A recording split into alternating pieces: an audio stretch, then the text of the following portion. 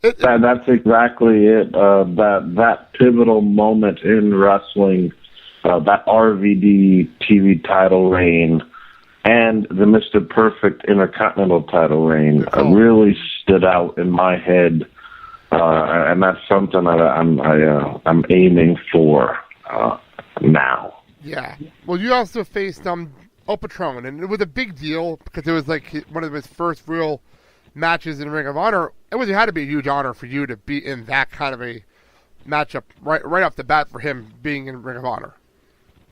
Of course.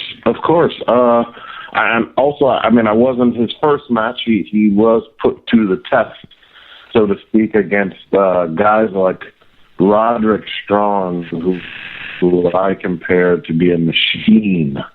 Roderick Strong would have an amazing match with Kurt Angle. Both of those guys, I mean, I've been in the ring with both of them, and I believe deep down inside, both of them, they're not real human beings. They're machines.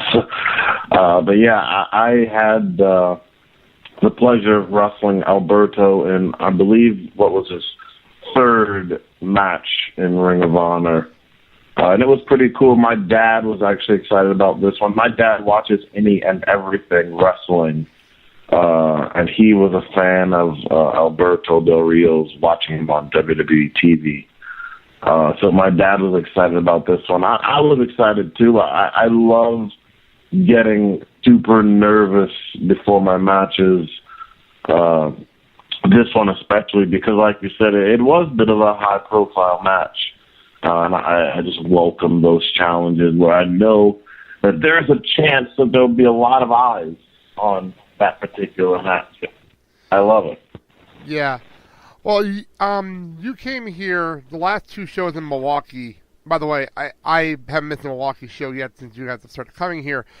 When you came out here with Truth Martini, and you're one of the few people that actually get legit heel heat in this building, what for you was the real turning point for you to become the heel you are now? Because you were such an over character before you turned heel.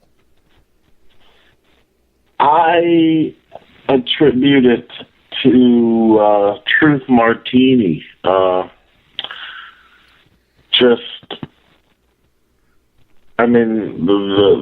fans generally, I feel, do not like Truth Martini. It's true. And also considering the fact that I've never really been the bad guy in wrestling, I've taken a lot of advice from Truth Martini, which is the coolest part of our pairing. Not only are we really good friends, but I find him to be very knowledgeable when it comes to wrestling. And I listen to every bit of advice that he has to offer. And I think that he has done a great deal in shaping the character that I am currently on Ring of Honor television. So I attribute it mostly to Truth Martini. Well, my wife, who usually comes on these shows, she wanted me to ask you, what would, for you, the big difference between playing a face and playing a heel, especially playing such a darker heel now that you play?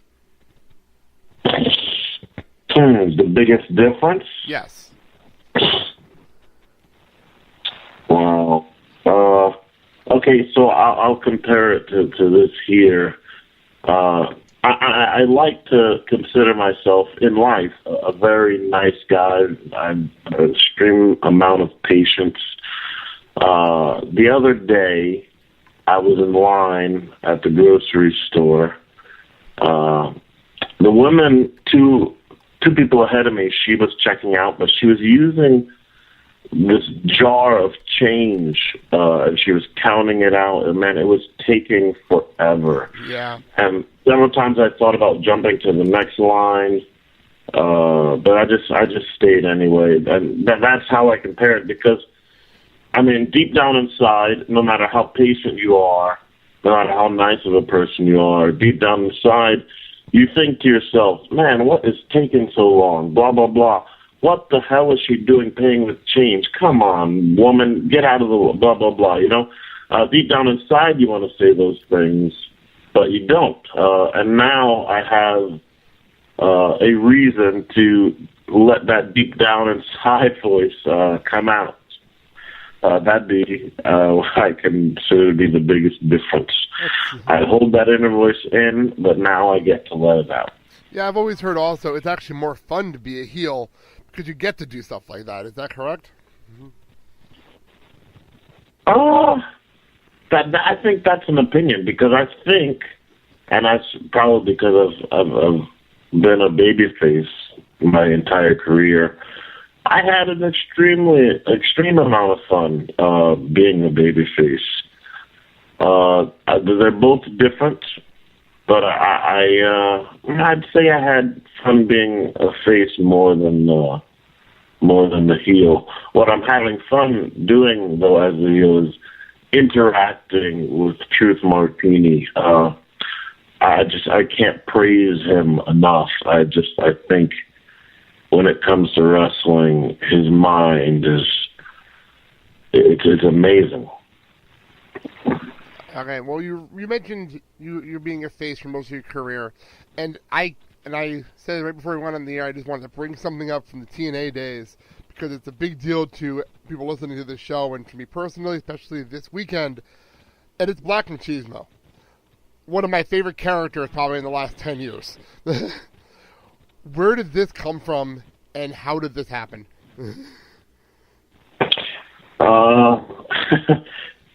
Well, I've always been able to do the savage impression. So a lot of times I would just randomly do the impression in the locker room, and everyone loved it. At the TNA, and he heard me do it. He fell in love with it, and he said, you got to do that on television. It's amazing. So, of course, I didn't want to do it. I didn't want anyone to think I was making fun of the Macho Man. I didn't want to be made fun of, because when we get into the wrestling business, everyone wants to be the badass world champion, the Stone Cold Steve Austin types, When we initially get into wrestling, it's not until we become comfortable with wrestling where we're not afraid to be laughed at. And I didn't want to be laughed at or people to think that I was making fun of the Macho Man. So once Kevin Nash smoothed it over and explained to me that this would not be me making fun of him, but it would be almost me paying tribute to him and helping to keep his name out there because I was such a big fan. Once I saw it that way, then he got me to do it on TV, and it lasted a lot longer than anybody thought it would. Yeah, I remember when you did that, and I was like, whoa. Did you ever expect that gimmick, though, to get over like it did? Because it became so big and so huge. I always say no. And I always say that I don't think anybody expected it to go as long as it did. But I think lately I've been thinking about this question a lot.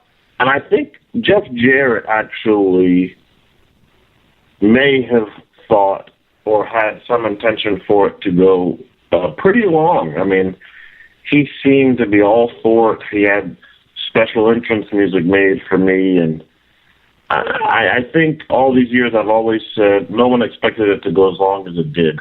But I think I'm going to change my answer to no one expected it to go as long as it did except for Jeff Jarrett. Before we move on from this, you brought back the character for one night at Night of Hoopla last year. By far one of the best things I've seen. It was you versus Delirious reenacting Savage Warrior. Whose idea was it to do that? Because that was so much fun. That was more so Delirious's idea. I don't know if many people know, but Delirious, his favorite wrestler is the Ultimate Warrior. I'm not sure if many people know that. But yeah, it was his idea, and I had picked a few cool ideas that couldn't be done because this was going to be sold on DVD and such. One of my ideas was to have the actual commentary from the WrestleMania to to play over the loudspeaker while we did the match. Oh my God, that would have been fun. I thought that would have been amazing, but because this was initially going to be put on DVD and the website and be sold, of course, copyright issues, there was no way we could do it. But I thought that would have been an amazing idea. Yeah, I actually do own that DVD. It's one of the few wrestling DVDs I bought in the last couple of years because it was so much fun to watch that show. And it was unique. It was a unique atmosphere and just a fun night in general. And what was, for you, because you were in the TNA world and in the Ring of Honor world, it is smaller buildings. Do you like these smaller building aspects? I know, like here in Milwaukee, Turner Hall, it's about 800 people. When I go, I'm but 4 rows back from the ring, and I get it's fantastic action. It's so up close. For you, is that better, that everyone's closer to the ring and more interactive with the show? Yes and no. I mean, for the time being, Ring of Honor is still in the growing stages, so, I mean, eventually the crowds won't be as small as you're alluding to. But yeah, a lot of wrestlers do like the personal feel of a smaller crowd.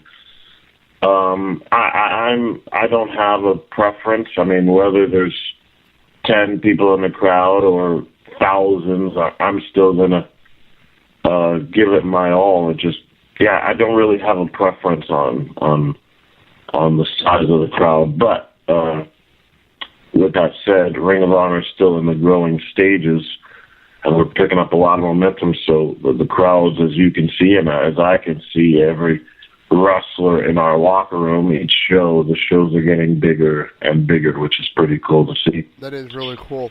Well, after you left TNA, what brought you to Ring of Honor? Because it was perfect timing. It was right before they went to TV to get on for Sinclair. What brought you to Ring of Honor? Well, I was in Ring of Honor before I went to TNA, so what brought me back home? Yes, so sorry, yes, that's what I meant. The Young Bucks, great friends with Carrie Silken, the former owner of Ring of Honor. And they had messaged him, because I was in TNA with them at the time. They messaged Carrie saying, I can't believe that TNA just let go of Jay Lethal. You should think about picking him up. And Carrie called me right away and told me there were some big things about to happen in Ring of Honor. If I wanted to be a part of it, I was welcome. And the rest is history. Yeah. Now I'm the longest reigning television champion. Well, I remember the first time you won the TV title, and it's funny now looking back, I was doing my research, putting together my notes for this, and I forgot that I'd watched your first TV title win. It was over El Generico, of all people, and it was, now looking back, it's pretty funny. You were on the first, what was it, the first episode, or at least the first tapings of Ring of Honor on television. Was that kind of nerve-wracking, knowing you were going to be one of the first people seen on Ring of Honor television? No, not at all. I had just come off of wrestling for TNA, which was on television every week. I mean, there wasn't a big change for me at all. The only change was my match length. For instance, working for TNA, and it's the same at WWE, with the commercial breaks and all, the matches, and you don't even realize it, but matches don't go usually more than 10 minutes unless it's the main event or a high-profile match. So I had been, for almost 7 years, been accustomed to wrestling in these 10-minute or less matches. And my first day back at Ring of Honor, boy, were my lungs put to the test.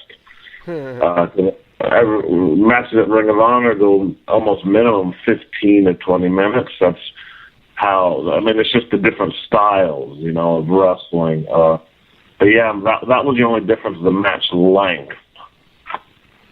Okay. Well, like I said, you won the TV title then. You are I think the only two-time television champion of Ring of Honor.